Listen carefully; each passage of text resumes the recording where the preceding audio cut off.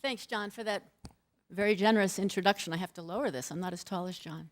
It's very generous. I also want to thank Doug Bennett here in the front for inviting me to speak at Water Smart this year. We have in this room some of the real giants in the field of water conservation and efficiency, and it's an incredible honor for me to be here today to kick off this great conference.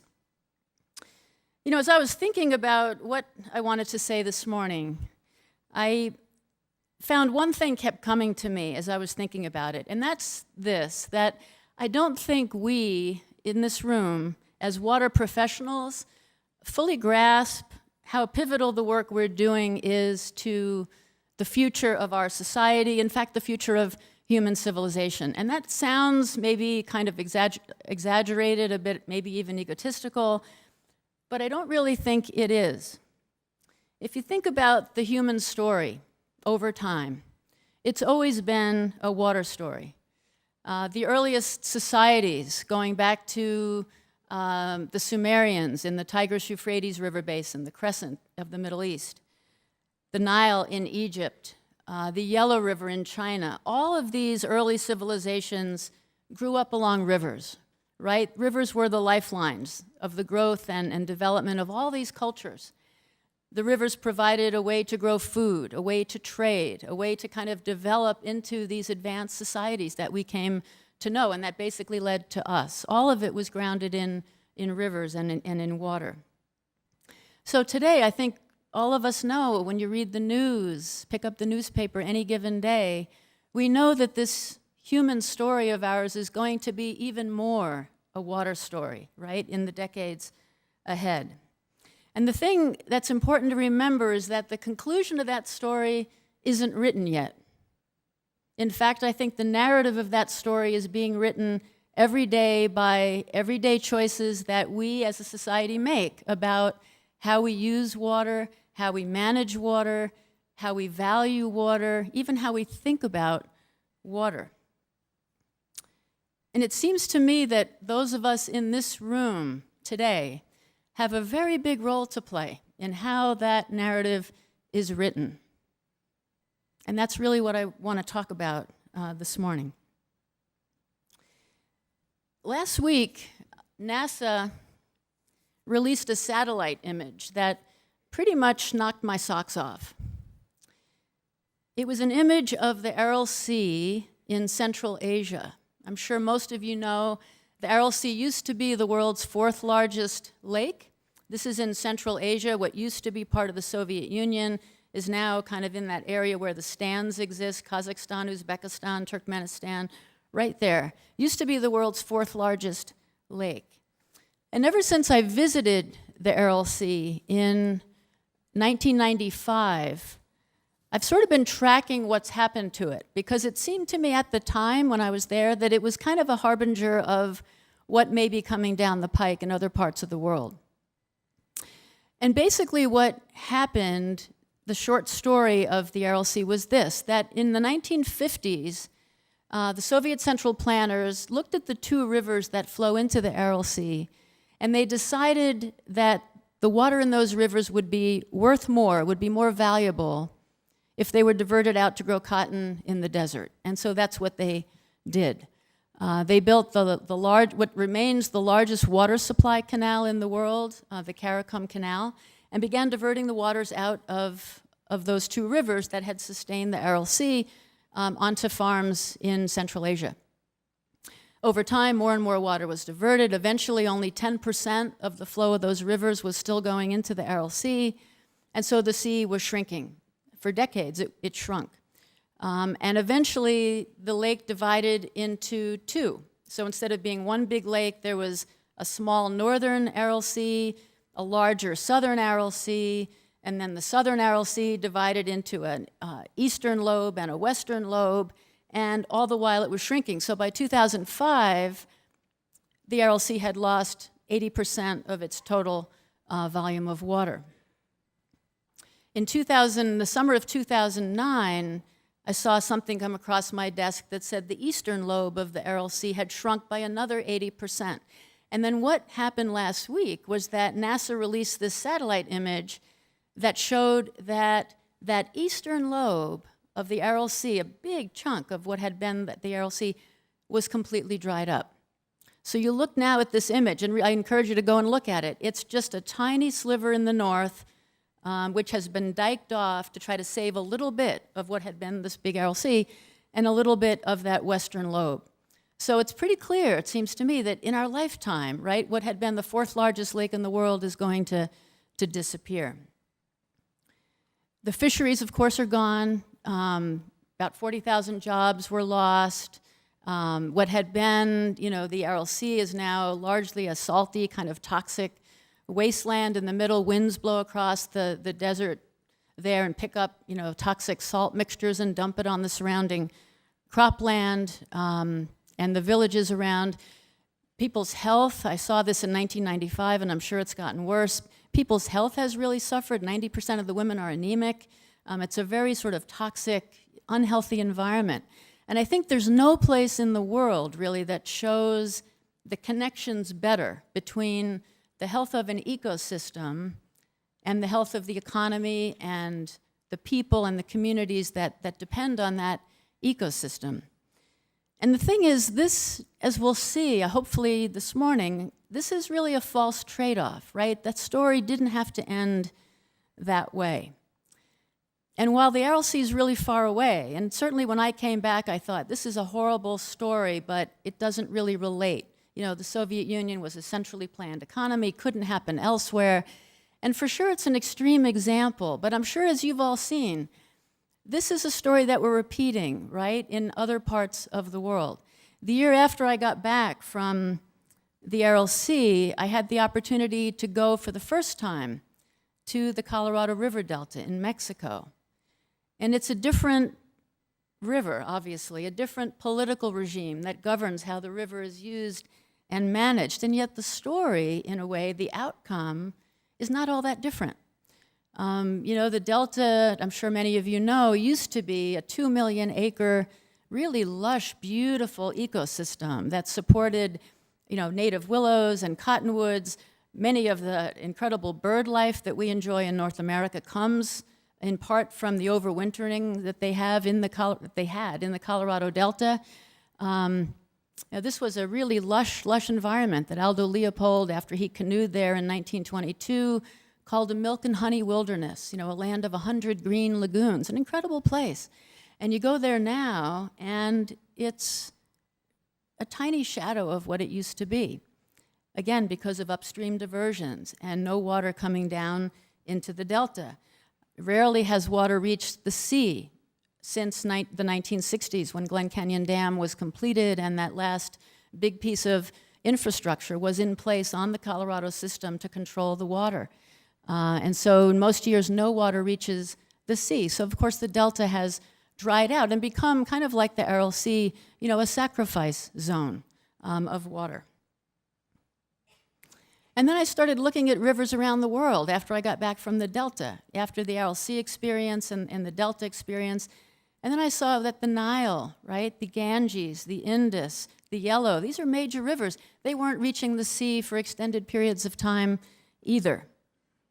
And so this challenge of water began to sort of come into focus for me. And I think it's a challenge that is really going to define human society going forward. And if I were to phrase it, it's really this: how are we going to meet the water and food and energy demands of this growing population with not only a finite, but in many places, shrinking supply of water, while also, and this is important, also sustaining the ecosystems that support our economy and the web of life on the planet.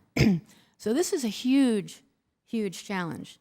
And we're already kind of deep in the hole on it. And I'm sure, again, many of you are working in parts of the country or the world that are experiencing this.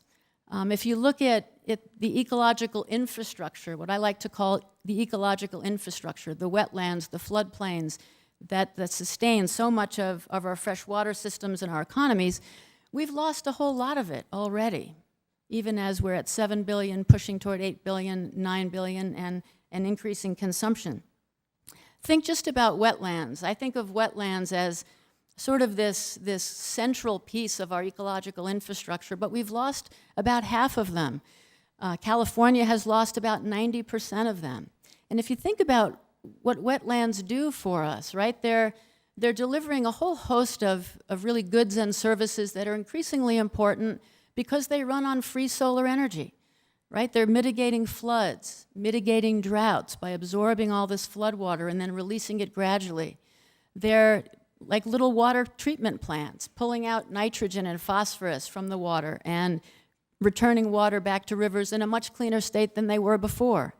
And so all these important services running on free solar energy, but we're not really factoring, that value into how we manage the land, how we manage the water. We tend to be losing them at a rapid rate. There was just a study released this summer that showed that between 1997 and 2011, so a fairly short period of time, the global area of freshwater wetlands and floodplains has shrunk by an additional 2/3. That's an enormous loss in a very short period of time. And that loss of ecosystem services is a loss to our economies of $2.7 trillion a year. That's a big chunk of change to have lost in that short amount of time. We have groundwater problems everywhere. I'm sure most of you are working in areas where groundwater is becoming a big challenge. More than 10% of our food today depends on the overpumping of groundwater, right? We've doubled the depletion of groundwater in just the last half century. So that's created kind of this bubble in the food economy. If 10% of our food depends on the overpumping, the unsustainable use of groundwater, that's a bubble in the food economy that we're going to have to reckon with at some point in time. And since we're taking some of tomorrow's water and using it to meet our needs today, which means we're kind of kicking the problem down the road. So we've got some big challenges. We've seen overpumping of aquifers here in the US and pretty much every part of the country now, except for that northern tier, but all throughout the southern part of the United States. We see from Alabama and Florida through Texas and on into the southwestern US and California, huge amount of overpumping. We're seeing from NASA, which now has this GRACE mission. I'm sure some of you have heard of it. It's called the Gravity Recovery and Climate Experiment. Twin satellites that are circulating and measuring gravity. So being able to take measurements of the mass of the Earth and calculating then changes in the storage of water underground. And so we're getting a much better fix on what's happening to groundwater from this GRACE mission, which was kicked off in 2002. So you might have heard a study came out this past summer looking at the Colorado River Basin using data from the GRACE satellites analyzed by NASA scientists and scientists at UC Irvine, and they found that just in the Colorado River Basin, we've lost groundwater in storage to the tune of 41 million acre-feet of water. And I just did some back-of-the-envelope math on that, and that's roughly equal to the household water demands of the entire U.S. population for 8 years, lost in that decade of drought in the Colorado River Basin. But please don't head out to the bar and start drinking yet. This is going to get better, I promise you. I promise you. But first we have to talk for a minute about climate change. First we have to talk for a minute about climate change, because that's going to be a game changer. All these things we've been talking about are happening without climate change. Demands hitting the limits of supply in river basin after river basin, groundwater overpumping. These things are happening without climate change, but the challenge is going to get much harder. I'm sure in fact, I like to think about the impacts of climate change as really being experienced through the water cycle. If you think about the major ways climate change is going to manifest, more extreme weather events, floods, droughts, and so on, we're going to experience climate change as a society mostly through changes in the hydrologic cycle. A warmer atmosphere holds more moisture. It's going to speed up the cycle, more flooding, more evaporation, and so on. So we're going to be at sort of the front lines of this big challenge. And I think whether we're living and working in the East, in the West, in the North, in the South, in another country, I know we've got some people here from outside the US, I'm sure we've experienced already, right, some of this new normal that's expected to come and having to begin to think about it. Scientifically, we can't prove, right, that any particular drought, any particular flood that we've experienced is attributable to climate change. We can't do that statistically yet. Although a study came out, just last week, I think, from Stanford, that the extreme heat wave that was hitting Australia in earlier this year, late 2013 and early 2014, can scientifically be attributable to climate change, that the chances of that extreme heat happening without the warming of the planet happening was so small that we can really attach those two things. And so that's one sort of cause effect that we can point to. But generally, we can't say that any particular flood or drought is attributable, but we know that those are the kinds of things to expect to see more of. Scientists have been very clear about what we can expect. And this puts water planners and water managers and water policymakers in a really, really tough situation, because if we, and I was listening to Bruce Rhodes' presentation yesterday, Bruce Rhodes from Melbourne Water, he made this point very clearly. If we can't use the hydrologic data of the 20th century to plan and project what our water supplies and demands and hydrologic conditions are going to be in the 21st century, what do we do? What do we operate on? There's a tremendous amount of uncertainty, which makes things really tough for all the work that we're doing. I hope while you're here, you get a chance. I know there's a field trip out to Hoover Dam. I hope while you're here, you get a chance to go out and look at Lake Mead, the biggest man-made reservoir in the United States. Of course, the granddaddy of reservoirs, along with Lake Powell on the Colorado River system. And you'll see that big white bathtub ring, right? The telltale sign of the shrinking of Lake Mead over the last 14 years. And we have been in the Colorado River Basin in the worst drought, the worst 14-year period of drought that's occurred in the last century. So this has been an enormously challenging time in the Colorado River Basin. As recently as 2000, Lake Mead was pretty full, about 96% full, just 14 years ago. And today it's 39% full. It's about at the level it was now. It hasn't been this low, I should say, since the completion of Hoover Dam back in the 1930s. The lake has to drop just a little more than 7 feet before federal officials will be required to declare a formal shortage, and reductions in allocations will come into play for Nevada and Arizona. So this is a really challenging time.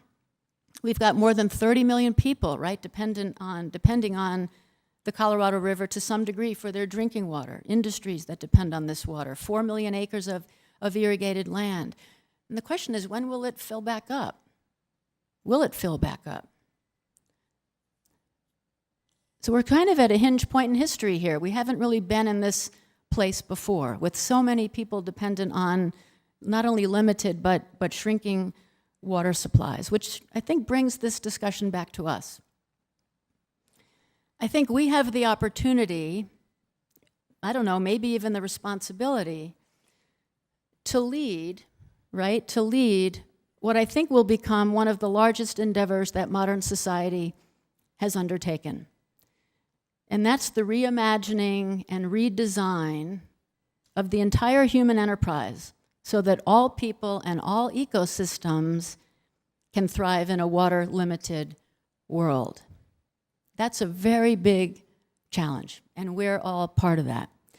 And if you break that challenge down, we're actually doing a lot of it already. If you break it down, we have to do 2 big things. We have to figure out how to shrink that human water footprint, right? If you're an average American, your lifestyle every day, our lifestyles every day, take about 2,000 gallons of water to keep afloat. About half of that is our diet, about 1/3 of it is our use of energy, about 5 or 10% is our miscellaneous consumption, 700 gallons to make my cotton shirt, and of course our home water use, which is our home watershed. 2,000 gallons in all. Somehow we've got to figure out how to live happy, healthy, productive lives, but shrink, right? Shrink that water footprint. A lot of us are involved in doing this in one part or another. The other important piece is returning some water back to the environment to get those ecosystems healthy again and to protect the ones we have left. Those are the two big pieces of this challenge, and it's not going to be easy. As I say, most of us are involved in one way or another already in one of these two pieces, but I really think we have to connect the dots a little bit more. I think we have to sort of bring it all together and think more boldly, think bigger than we have so far. Now, I want to step back and say something very important, that as a community of water professionals, I think there's a lot we can be proud about, especially you in this room can be proud about what's happened over the last 25 years. We have seen, as John pointed out this morning, we have seen substantial water savings made possible by the development of new and efficient water fixtures and appliances, new irrigation technologies, new methods of delivering water. A lot of improvement has been made. Let me just roll out a few of the most important ones, just to remind ourselves that we've actually done a lot already. The water efficiency standards for toilets and faucets and shower heads that were passed as part of the Energy Policy Act of 1992 have built conservation into homes and offices, new construction, into our urban environments for the last, more than 20 years. Incredibly important piece. Amy Vickers, the principal author of those efficiency standards, made the point soon after that not only were those standards being met, but manufacturers were developing technologies that were even more efficient than the standards required. Incredibly important.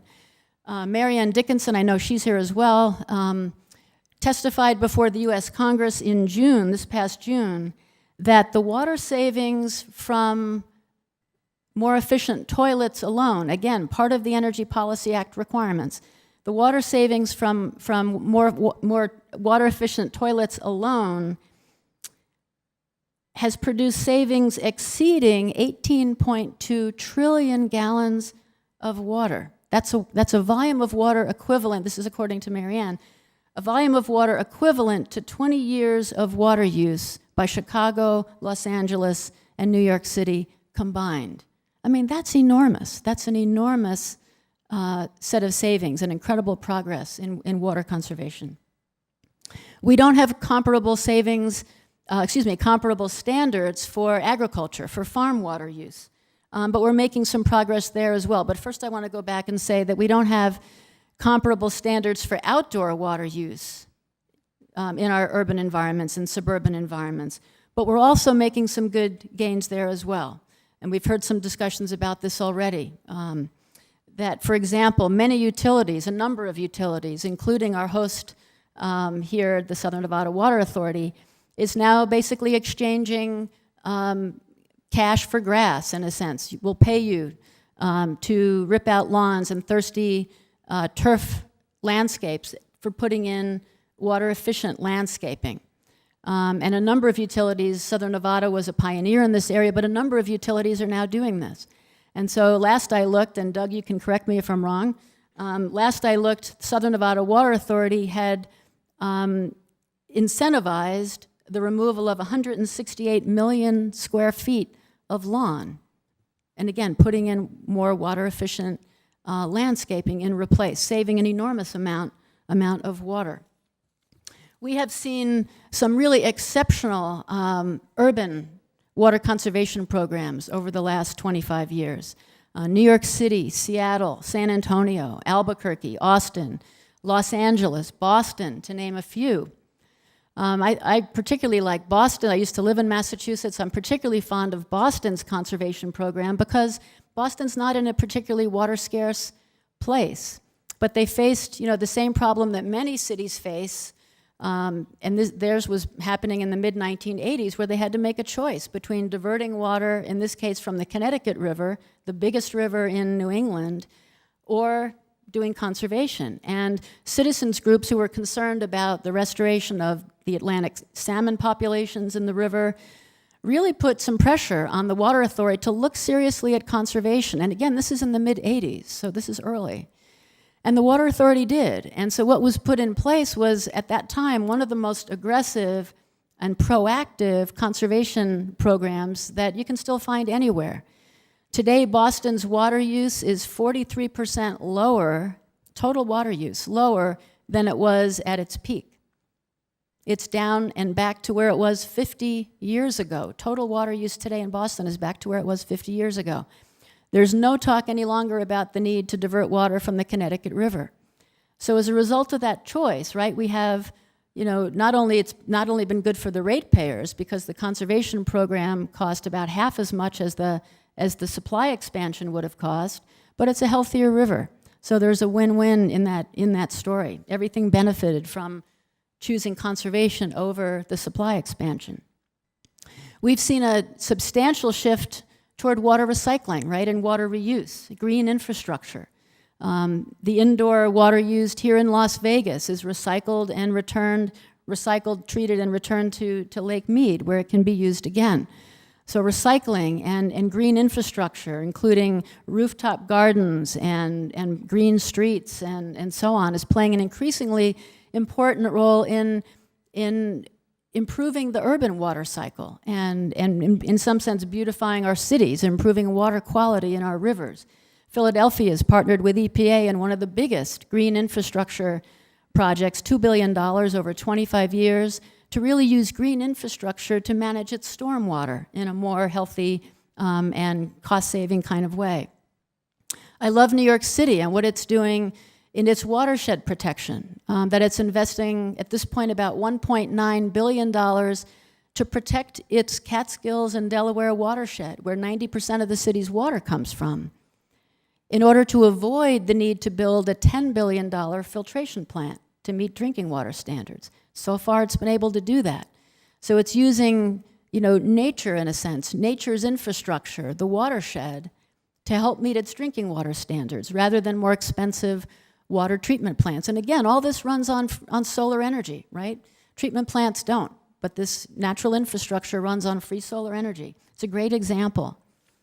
I mentioned agriculture has not had the same kind of incentive to use water as efficiently, but we're seeing some progress there too. We're up to about 8% of our irrigated land in this country using drip irrigation, compared with 4% or so for the world as a whole. That's good progress. We're seeing more efficient sprinklers, low-energy precision application sprinklers, delivering water to crops and saving energy and water at the same time. And I think this is the real frontier, particularly in irrigation, but in water management generally, is marrying information technology to efficiency technology and getting a whole lot smarter about where we irrigate, how much we irrigate, and that kind of thing. Tremendous water savings potential in this.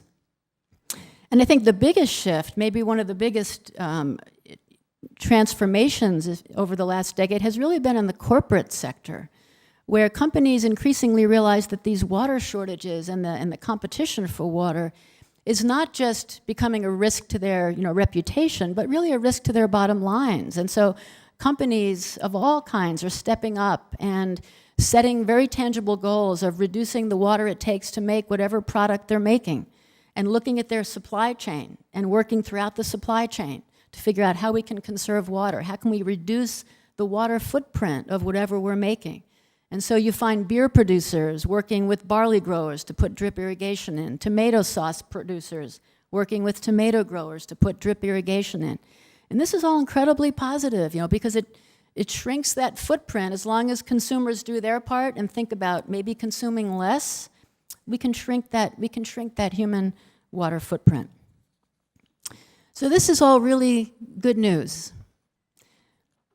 But water efficiency, and I think this is important to remember, water efficiency is not an end in itself. I think the Holy Grail, as we talked about at the beginning, the Holy Grail is really healthy ecosystems side by side with healthy communities and healthy economies. And to do that, I think really takes, getting back to the RLC story, really takes a different way of valuing water. If you think about the way we've been valuing water for most of the last century, it's really something like this, that water acquires value, right, when you extract it from its place in the natural environment, from a river, from a lake, from an aquifer, and put it to use on a farm, in a factory, in a home. That's how water acquired value in that mindset that really was in place as we developed our water supplies. Very important to developing our economies. The new way of thinking, and we're starting to see signs of this, of course, but the new way of thinking is that water also has value in place, in its place in nature. And so the challenge is, and again, in its place in nature, to provide all those goods and services. If you look at the Colorado River Basin, studies have shown that $26 billion a year of economic activity in the Colorado River Basin depends not on taking water out of rivers in the basin, but keeping water in rivers in the basin. So the challenge, if we're going to think about a new way of valuing water, the challenge is to figure out what is the right balance point there between extraction and keeping water in place. What is the balance that maximizes the benefits we're going to get from water? And that's really the challenge, I think, that we're facing. And it's then to be proactive about returning water to those depleted ecosystems to achieve that maximum value. And the beauty is, the really incredible silver lining of that is that all the efficiency products that are down in the exhibit hall will have a market that's expanding as we set those limits, as we decide we're going to keep some water in place, we're going to return some water to the environment, which means we have to get a lot more efficient with the water that we are extracting in order to strike that balance. So all the efficiency products and work that we're doing is going to increase in value if we make that choice. I've been watching Australia a lot. How am I doing? I've been watching Australia a lot in recent years because they have done, I think, one of the boldest things a country has yet done, and particularly the Murray-Darling River Basin, which is kind of a sister river basin, I think of, to the Colorado. They're similar in size, similar in importance to the economy of the countries. And what happened was that after the millennium drought that lasted just about a decade, incredible water shortage, the Murray River dried up, it became very clear that something had to be done, something really different had to be done. And the Murray-Darling Water Authority did a whole bunch of things, but one of them was it decided that it really had to take some water back to restore the rivers and the wetlands and the ecosystems of the Murray-Darling Basin. The fish had died, incredibly important wetlands had dried up, and so a shift had to happen. And I was in Sydney in 2010, just before they were going to release the first draft of these guidelines. And you know, the uncertainty, sort of the fear, I would say, was sort of palpable. You know, I was at an irrigation conference in Sydney, and the farmers were very concerned what was going to happen to their allocations. And what happened was really serious. When the draft came out, the allocation reductions that were proposed were so big that the farmers literally took to the streets and burned the draft plan in bonfires in the streets of the Murray-Darling River Basin. 2 years later, after a lot more consultation and a lot more involvement and engagement with rural communities and the farmers, another plan came out that is now basically the final word on this. I mean, the implementation is yet to be done, but it's still it's less of a hammer in a sense and much more acceptable, but still a major shift. It calls for sustainable diversion limits, right, setting a limit, that together is taking about 2.2 million acre feet. That's about 12% of the Murray River's historic flow, and returning it to the environment. And the government is putting in about $12 billion, not a small amount of money, to buy back water entitlements, invest in irrigation efficiency, upgrade infrastructure, so that this can happen, so that the rivers can be healthier, the wetlands can return, the Murray cod has a chance to thrive again. And so the society, in a sense, is being shifted around as a result of this. But money is being invested to help make it happen.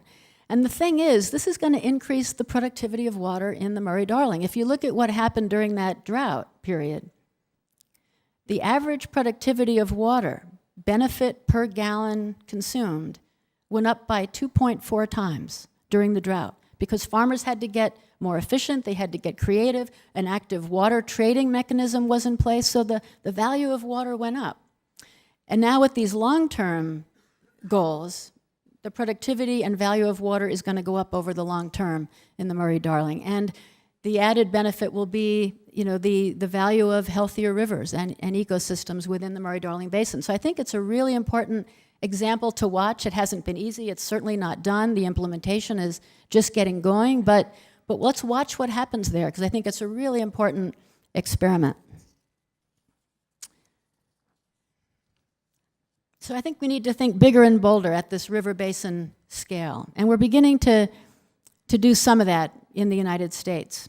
If you think about the need to rebuild ecological infrastructure, look what happened in the Mississippi River Basin in 2011 and 2012. We had terrible flood in 2011 where the Army Corps of Engineers had to blow out a levee to prevent Cairo, Illinois from flooding. The next year we saw a potential shutting down of the shipping lanes because the drought was so severe that ships didn't have enough draft to maybe go up and down the river. That didn't have to happen, but it nearly did. What was missing in that picture was 35 million acres of wetlands in the upper watershed that weren't there anymore to help buffer the flood, to help mitigate the drought. So strategically rebuilding, right, some of this infrastructure, wetlands and floodplains can help a lot in adapting to this new normal that's coming along. Here in the western US, we've got some big challenges. We've got, still the use it or lose it principle, which is guiding water policy, and a big barrier to water efficiency and water conservation, particularly in agriculture. But we're starting to work around it. We're starting to build, the partnerships and cooperation that's needed to work around this. Recently, we've seen the development of the Colorado River System Conservation Program, which is a partnership of the U.S. Bureau of Reclamation and then 4 of the major cities that draw on the Colorado River. Las Vegas, right here, Los Angeles, Phoenix, and Denver. Working together to incentivize reductions in water use to help keep the levels of Lake Mead up, but maybe a game changer in the sense of, again, reallocating water, getting more flexible about how we can use water and putting water where it needs to be. We saw an incredibly, I think, really historic, groundbreaking move 2 years ago when the US and Mexico signed what's called Minute 319, which really reframes how we think about the Colorado River and how we manage the Colorado River. No 2 countries in the world have done what the US and Mexico have done with the Colorado River. Basically what Minute 319 did was, it did a number of things, but what it did was allow Mexico, for the first time, to store some water in US reservoirs, including in Lake Mead, and that's got benefits for both countries. It also brought Mexico into sharing shortages with the US side, as well as sharing surpluses if they ever occur again, but sharing and shortages. But then also what it did was say, we're going to give some water back to the Delta, which hasn't had a water allocation ever. The Delta wasn't at the table when the Colorado River was divvied up. But we're giving some water back to the Delta in this 5-year pilot program that Minute 319 called for. And so this past spring, on March 23rd, the gates of Morelos Dam, the last dam on the Colorado system, opened up and a pulse flow was started through the Delta. The pulse flow, being an attempt to mimic the historic natural flood that would have occurred in the Colorado River before all the dams and diversions were built, to try to restore some ecosystem health through the Delta and maybe even allow the river to reach the sea. This was amazing. I had the honor and pleasure of being down there for 2 weeks to watch this pulse flow begin through the Delta, and it was one of the most extraordinary things I've ever seen, to watch a river reclaim its channel that it hadn't seen in many, many years. You could literally see food webs begin to form. You could see copepods come alive and aquatic insects come alive and birds seek out the river. It was palpable, this sort of water is life, sort of feeling. And everyone who'd been working on this, and there were so many partners that deserve an incredible amount of credit, including John right here, in making Minute 319 come to life. What really surprised a lot of us who were down there to be able to see this was the response of the people living in the Delta. There were kids in the town of San Luis, Rio Colorado, who had never seen the river that had given their town its name. 10-year-old kids. And they were out playing and swimming, frolicking, in this river that had just formed through their town.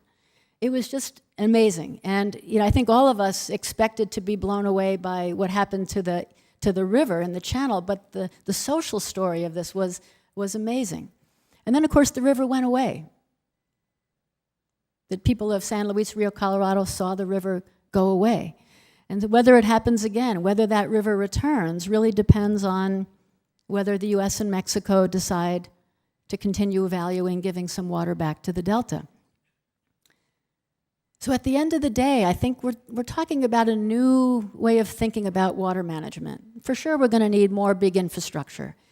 But I think we're talking about a future that's less about big infrastructure, less about kind of zero-sum thinking, and a lot more about thinking creatively, showing ingenuity, innovation, cooperation, partnership, all these things. It's a lot more about that. And of course, an ethic that says nature needs to be in the water equation again. Tomorrow afternoon, my colleague Todd Reeve, who's here, and I are going to talk a little bit about Change the Course, which John mentioned in introducing me, which attempts to bring a lot of these elements together. It brings the public and businesses and on-the-ground conservation groups together to try to expand this cycle of freshwater education, conservation, restoration, to really form a movement of water stewardship that really needs to expand in our country and beyond. And we're taking a stab at that through this campaign. We're piloting it in the Colorado River Basin. So far, we've been able to return 2 billion gallons of water to depleted portions of the basin. That's a drop in the bucket, for sure, of what's needed, but it's made a difference in the Yampa River, in the Fraser and Roaring Fork, the headwater tributaries. It's made a difference in the Verde. It's making a difference as we speak in the Delta, providing base flows to keep that restoration going. So we're happy to talk a little bit more about that tomorrow. So these are big challenges, and if there's anything at all that we need more than water, I think it's leadership. The poet Mary Oliver, one of my favorite poets, once wrote, "One day you finally knew what you had to do and began, though the voices around you kept shouting their bad advice." I think that day is now. I think we know what we need to do.